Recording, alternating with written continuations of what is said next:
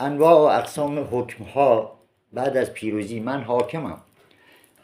عرضشی جان گوش کن. امروز روز من است. قانون دور از دین می نویسم. قانون را دور از دین می نویسم. امروز روز من است و قانون را دور از دین می نویسم. بهر کونتان باتوم خاردار از کشور چین می نویسم. بهر مادر خرابتان زیرخوابگی سربازهای پوتین می نویسم. راضی باشید. اگر خواهر داری شاد باشید. بهرشان کیر فیل می نویسم.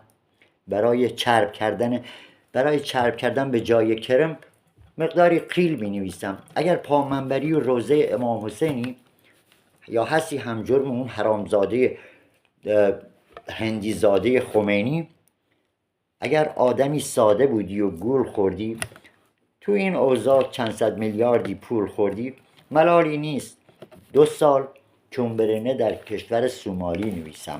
آسونه. اینجا حواستون بدهد. در پل سرات قانون را ما بالا و پایین میکنیم. در پل سرات ما قانون را بالا و پایین میکنیم. در خدمتتان رجوع همون به دین میکنیم. ما رجوع به همون دین میکنیم. هم جرم خمینی هستی کیر خر در قین میکنیم. اگر زن و اولاد را با خود همدست و راضی کردی، مدارا میکنیم. در کون زنت یک گونی پیاز میکنیم. جرم ها مختلف و ما اهل رحم و ترحم. ناموستان را به خط میکنیم از جماران تا قم مفت. بهر کونشان آماده 1 میلگاردان میکنیم.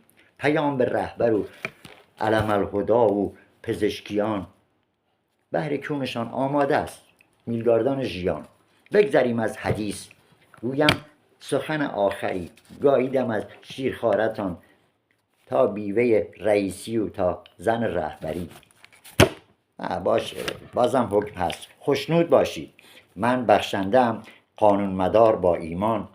ناموس ملایان را هدیه میدم به سربازها در پادگان.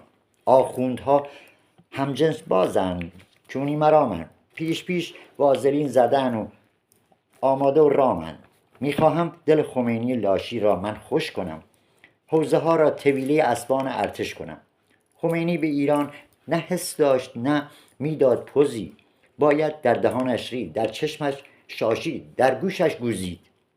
در کنار خمینی حیوانی سیبیل کلوف دیدم. خمینی را بارها با زن او جفت دیدم. در جماران انواع و اقسام حیوان دیدم. در پستو عریموش را من با طوسی اوریان دیدم.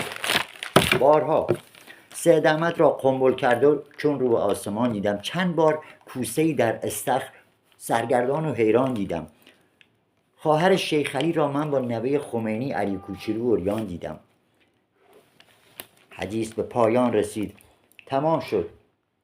به سر رسید این دفتر. حواله به خجسته و بیوه رئیسی کیر خر. نوش جان مبارک خمینی و با اهل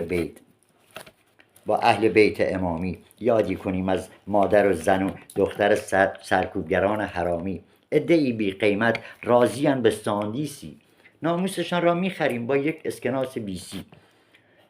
در آخر گاییدم زن خمینی خامنه‌ای رئیسی. باز حکم هست. فردا براتون